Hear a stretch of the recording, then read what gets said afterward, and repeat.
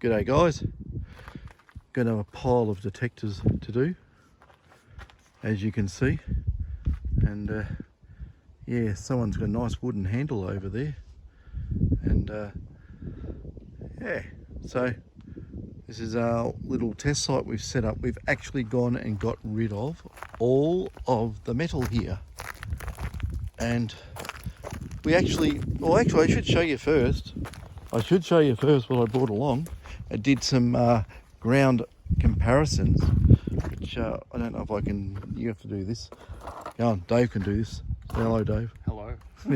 Yeah.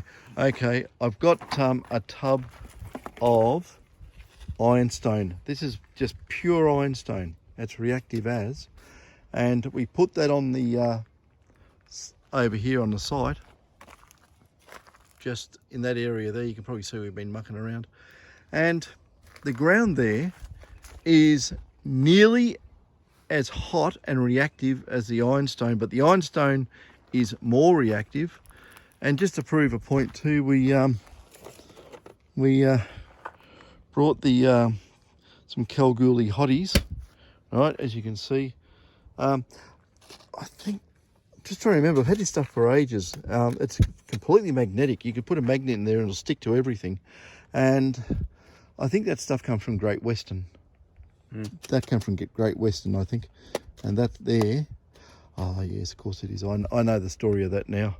They were trying to detect there and they couldn't. And I had to lower the frequency of an old SD 2000 or 2200 so that the detector would allow the signal from this stuff to decay. And there was gold mixed in with that type of material. It's probably still there anyway. So anyone wants to go over Great Western, I know you go to Great Western, head up there and you turn right, I think, from memory.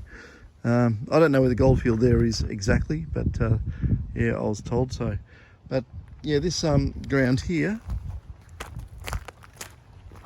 because I got sick and tired of heading off to Talbot all the time. Every time I had to do testing. So here, this stuff here is relatively warm, and I can actually get some material and put it here as well from different places. I'll get a half a trailer full or something and make another test bed here in Ballarat. So we've got some hot ground to test on. So this is just a they call it a general use area. So I don't know who, I think the council looks after us. Go and tell the council, I'll say, look, I'm going to do this. And because detector hobbyists, are just as much right as BMX riders, bushwalkers, people that are allowed to do archery here, of all things. I don't know if you're allowed to walk around with rifles, I don't think so, but you're allowed to do archery, so watch out for that one. Yeah, so and it's also a fossicking area. It's designated. You can come here and look for the yellow. So that's the ground here, and I finally got some ground that's quite reactive. I've gone around this place. This is the most reactive part here, and I can swing a coil over. It's quite reactive along the whole area here, and over there it's not so. You can see the surfacing there. This is probably reworked in the 1930s or something, or who knows when. But yeah, nice little area, nice and quiet. Lots and lots of quartz around, lots of that black, whatever it was again, some sort of, it's like an ironstone type stuff anyway, it reacts like it. Someone did say what it was. Yeah, so we shall see if I can go and talk to you're going to actually go and talk to the council. They never ever answer emails. They're email phobic. So you actually you never get rung back. So I'm going to have to go there and walk through the front door and see if I can get some action on setting up a little test site. Just here, like, it's not affecting anybody. It's not a walkway. It's nothing. It's just a, bit of a, a dip. That's all it really is. There's no vegetation in here. It's except for that little tree there. But apart from that, it should be good. So yeah, that's our testing area. All round up here, it's not really reactive at all. It's really not much bite to the ground, but down there it is. It's just patchy with mineralisation here.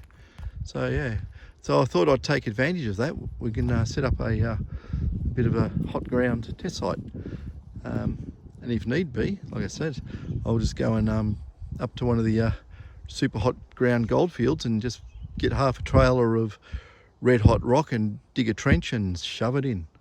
So, but obviously you'll need to talk to the council first, because you know, old granny with her infrared binoculars from 2 kilometres away will see you do it and say something and cause trouble. So do it by the book, can't get in trouble.